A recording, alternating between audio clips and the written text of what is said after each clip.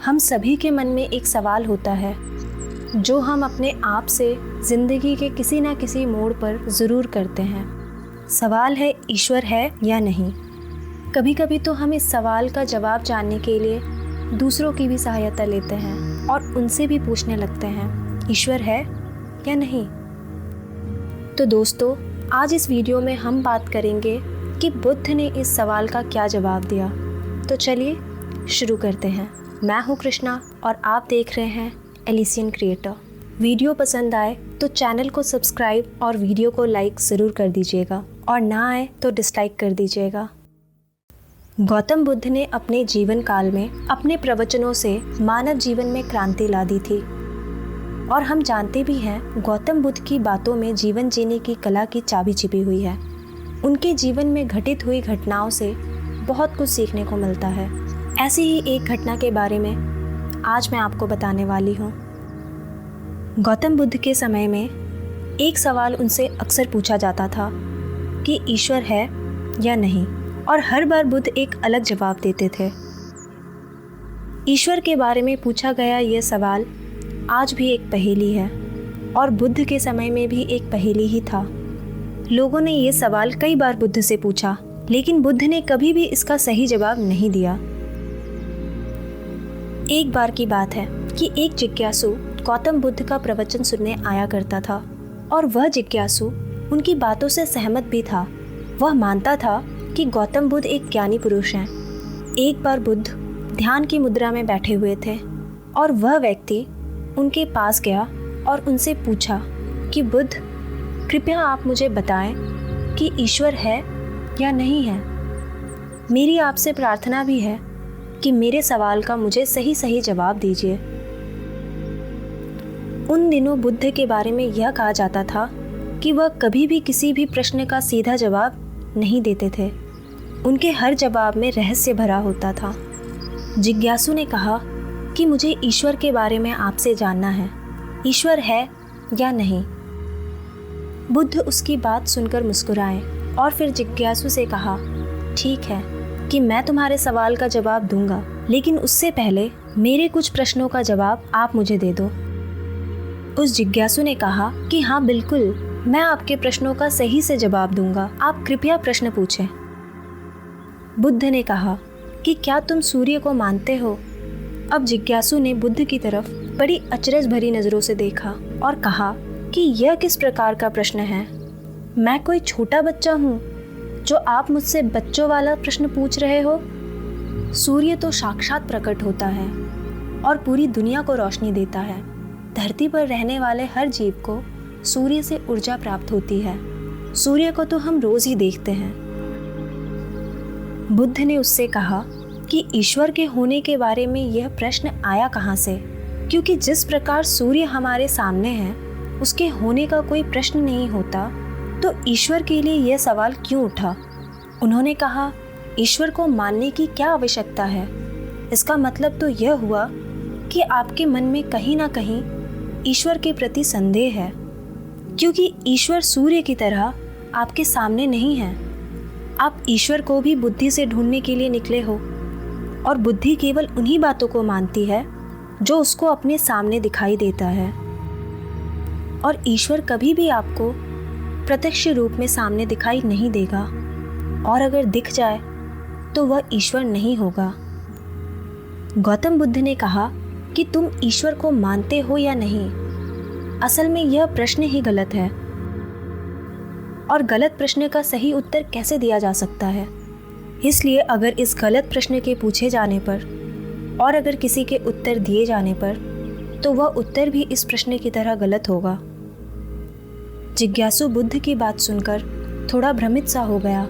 उसने कहा, आप किस तरह की बातें कर रहे हैं, मुझे कुछ समझ में नहीं आया। बुद्ध ने कहा कि अगर मैं तुम्हें सीधे शब्दों में बताऊं, तो इसका मतलब यह है कि ईश्वर को माना नहीं बल्कि जाना जा सकता है।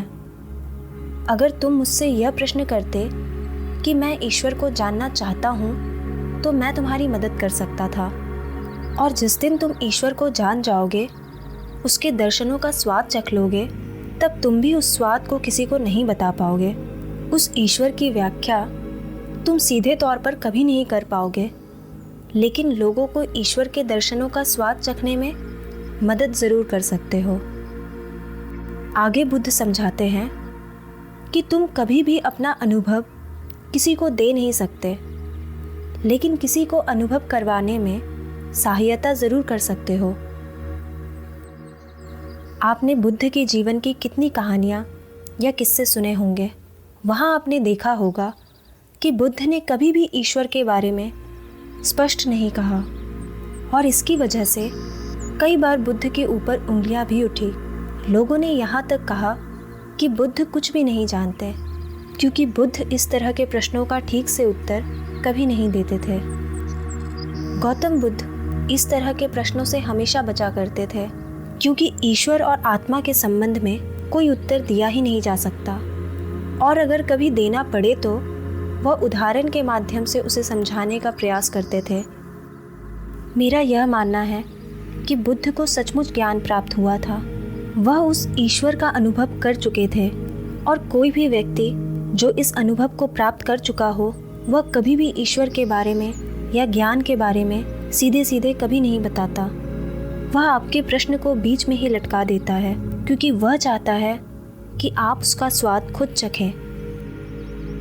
गौतम बुद्ध ने कभी वह गलती नहीं की जो आज के कुछ धर्मगुरु कर रहे हैं। कहने का मतलब है कि जितने भी ज्ञानी पुरुषों ने ईश्वर के बारे में स्पष्टीकरण दिया और उनके अनुयायियों ने उनके धर्मगुरुओं द्वारा ईश्वर के बारे में कही हुई बात को मान लिया और अपने अलग अलग समुदाय बना लिए, फिर क्या हुआ आप ये देख ही रहे हो। उन गुरुओं द्वारा दी गई प्रामाणिकता के आधार पर आज वह सभी समुदाय एक दूसरे के दुश्मन बने हुए घूम रहे हैं और हथियारों के दम पर यह प्रमाणित करना चाहते हैं कि मेरा गुरु सही है, मेरा ईश्वर सही है। वह लोग कहते हैं कि तुम अपने ईश्वर को छोड़ो और हमारे ईश्वर को मानो, क्योंकि हमारा ईश्वर एक सत्य है। अगर कोई व्यक्ति ईश्वर की सीधी व्याख्या कर देगा तो अज्ञानियों की भीड़ उसकी बातों को जस का तस मान लेंगे। वह भीड़ ईश्वर का अनुभव कभी नहीं करेगी। वह भीड़ तो केवल आपकी कही हुई बातों के आधार पर किताबें लिख देगी और हाथ में तलवार लेकर चल पड़ेगी कि हम अपने समुदाय को बढ़ाएंगे, अपने धर्म को बढ़ाएंगे, प्रचार प्रसार करेंगे। शायद बुद्ध इस बात को जानते थे, इसलिए उन्होंने कई बार ईश्वर के वजूद को नकारा भी। इनकार इसलिए किया कि आपकी प्यास और गहरी हो सके, आप उसको जानने के लिए उतावले हो जाएं। अगर बुद्ध ईश्वर के बारे में सीधे सीधे कह दें तो भीड़ आसानी से उनकी बात मान जाएगी, और ऐसे ही हमने धरती पर न जाने कितने ही ईश्वर और भगवानों को जन्म दे दिया है। ऐसा लगता है कि ईश्वर ने हमें नहीं बनाया, बल्कि हम मनुष्य ने ईश्वर को पैदा किया हो।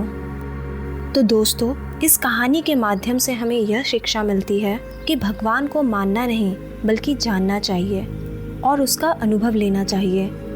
और ईश्वर को जानने के लिए सिर्फ एक ही रास्ता है, और वह है ध्यान।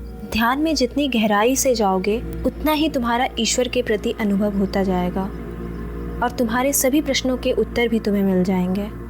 दोस्तों, आप में से कई लोग मेरी इस राय से सहमत नहीं होंगे। यह राय मैंने निजी तौर पे दिया है और आपकी राय मेरी राय से अलग हो सकती है, और हमें सबके राय का सम्मान करना चाहिए। आई होप कि आपको ये वीडियो पसंद आई होगी। अगर हाँ, तो वीडियो को लाइक एंड शेयर करना ना भूलें और मेरे चैनल को सब्सक्राइब कर लें। मिलते हैं नेक्स्ट वीडियो में। तब तक अपना ख्याल रखें, खुश रहें। बाय।